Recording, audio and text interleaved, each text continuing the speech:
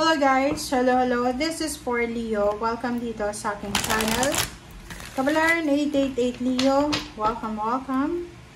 Alamin natin kung anong messages, vibration, gabay, energy para sa lahat ng Leo.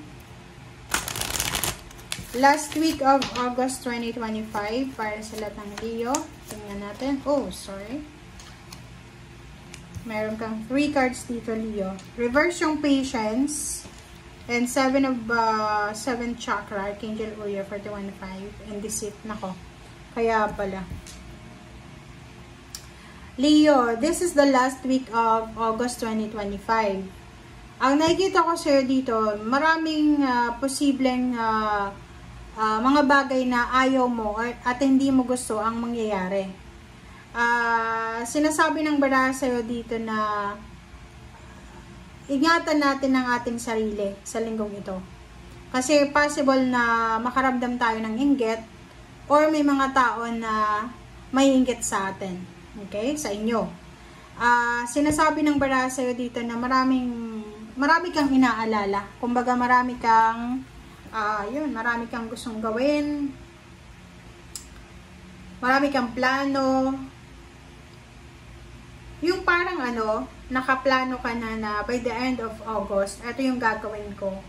And out of the blue, biglang hindi natuloy, parang ganun. So, tawagin mo si Archangel, invoke Archangel Uriel kasi matutulungan ka niya Leo sa kung ano man to na mga worries, fears, or mga regrets na posibleng maramdaman mo sa katapusan ng buwan. Okay? And patience, naka-reverse siya, sinasabi ng baraha sa'yo na kailangan mo magpasensya, okay? Huwag tayong maiinggit, huwag tayong magmamadali, parang gano'n, Leo. Kung may mga taong naiinggit sa inyo, hayaan nyo lang sila, okay? Iwasan nating maging aggressive and impulsive, magagalitin na. Huwag kang padadala sa emosyon mo. Kasi itong patience na to na naka-reverse, ibig sabihin niya, possible ka na mawalan ng control, parang ganun. Yung mawawalan ka ng control, mawawalan ka ng parang disiplina sa sarili mo. So, parang bigla kang magagalit, bigla kang may inis. Matitrigger ka, parang ganun. Okay? Si Archangel Uriel, parang siya ang Archangel na bago siya gumawa ng desisyon, pinag-iisipan niya muna, nakikinig siya sa mga advices, sa mga parang nag-aaral muna siya, nagre-research muna siya bago siya gumawa ng desisyon. So, siguro i-adapt natin yung message na yan ni Archangel Uriel sa linggong ito na para maiwasan natin yung pagiging aburido, magkaroon tayo ng pasensya, maiwasan natin mag-isip ng hindi maganda. Magbasa muna tayo, mag-isip muna tayo. Okay? And yung deceit card na yan, sinasabi ng barahan na kung sino man yung taong yan na naiinggit sa'yo or kinaiinggit ang kaliyo, hayaan mo lang. Okay? Kasi wala naman silang makukuha dyan sa inggit nila. Mas magiging negative pa yung pakiramdam nila niyan. Okay?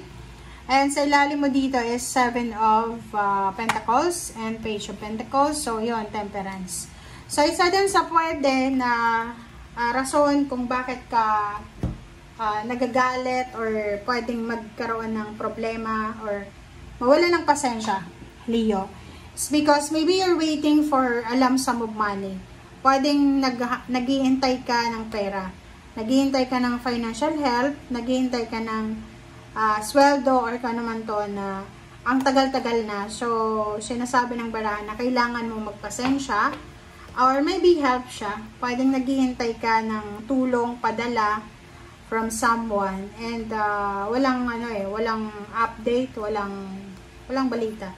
So, yung Temperance, sinasabi ng baraha sa'yo na kailangan mong magpasensya.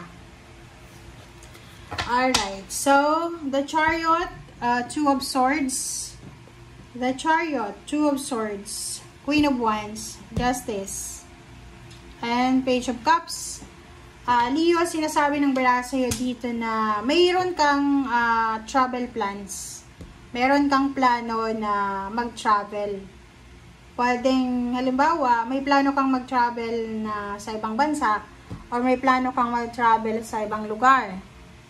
Ang problema lang dito, merong Two of Swords or maybe may plano kang parang magtrabaho sa ibang bansa or may plano kang lumipat ng bahay. Okay? Or mag-relocate. Ang problema lang, nasa Two of Swords ka na hindi ka sigurado eh. Parang nandun ka sa crossroad na hindi mo alam. 'Di ba? Parang ino-offeran ka ng universe ng pagkakataon na mag-transform yung buhay mo. Pero ikaw, hindi ka sigurado eh. Parang sinasabi mo, hindi. Baka, ano lang to eh. Dala lang to ng nainggit lang ako or kung ano pa man. So, parang ganun. Queen of Wands, Justice, Page of Wands. So, sinasabi ng bara sa'yo dito na may mga Leo dito na possible na kung ikaw ay kasal and matagal na kayong nagpa-process ng annulment, ng parang divorce or legal separation, posible kayo na parang sa linggong ito, meron ng accomplishment kayo. May completion na possible na mangyari. Na makakaramdam ka na ay salamat, malaya na ako. Okay? Yung iba naman sa inyo dito, kung single ka na Leo, possible na makatanggap ka ng wedding proposal, makatanggap ka ng love life proposal, makakatanggap ka ng contract, like for example, nag-apply ka ng trabaho, so possible makatanggap ka ng kontrata, pipirmahan mo yon, and that contract will help you para makaalis ka sa kung ano man na imprisonment or sa kung ano man na parang, anong tawag to? Kung ano man na entrapment na pinagdadaanan mo. Alright, so